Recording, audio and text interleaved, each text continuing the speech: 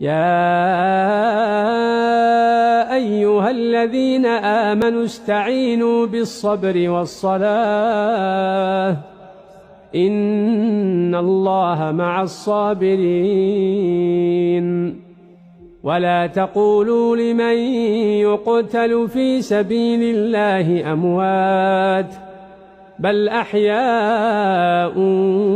ولكن لا تشعرون ولنبلونكم